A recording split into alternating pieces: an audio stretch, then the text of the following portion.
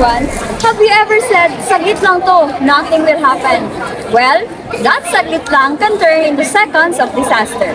Fire doesn't wait, and neither should we. So today, ipapakita namin how awareness inside our school can save our lives.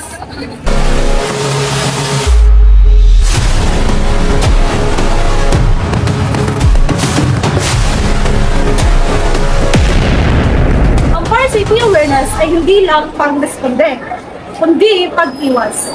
Kailangan natin alam ang mga panganib at kung paano ito maiiwasan bago magsimula ang sunog.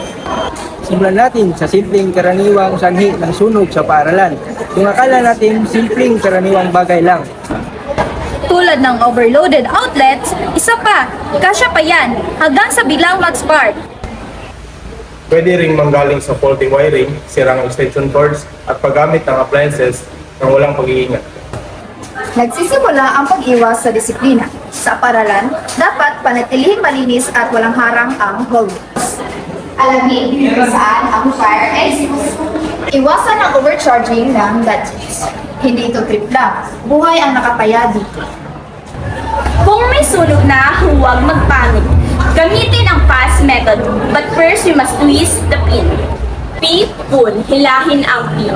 A, aim, itutok sa base ng apoy, hindi sa apoy mismo. S, squeeze, pisilin ang hawakan. S, sweep, isweep pa kaliwat pa kanan. Madaling tandaan, pero napakahalaga sa oras ng emergency. Let's simulate a fire school drill.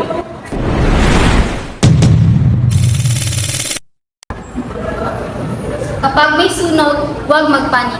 Manatiling kalmado at agad na lumikas.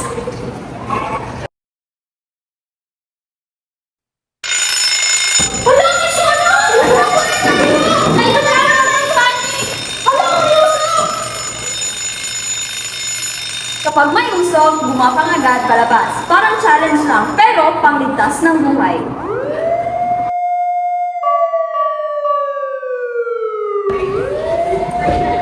Huwag matulungan gumamit ng hagdan at sundin ang exit sign. Dahan-dahan lang! Huwag kang tulungan! At tumawag agad sa 911 o sa pinakamalapit na fire station sa career.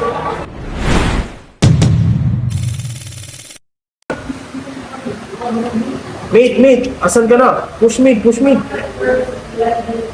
Wait! Congrats! Makanap tayo ng fire sniper ka!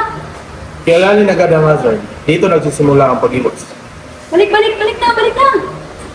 Min! Kung may sunog, simulan ang tamang response. Tumawag ng tulong, tulungan ng iba, at manatiling kalmado.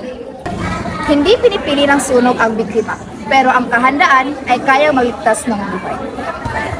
Sa paaralan, nagsisimula ang kaligtasan sa tamang kaalaman. Isang mali lang pwede ikapahamak ng marami. Don't wait for smoke before you act. So, be aware, be prepared, and be safe. Be aware. Be prepared. Be safe. Be aware, be prepared, and be safe. Be aware, be prepared, and be safe. Be aware, Be prepared. and be safe. Be aware, be prepared, and be safe. Practice fire safety in school. Join drills, stay alert, because safety is everyone's responsibility. Be aware,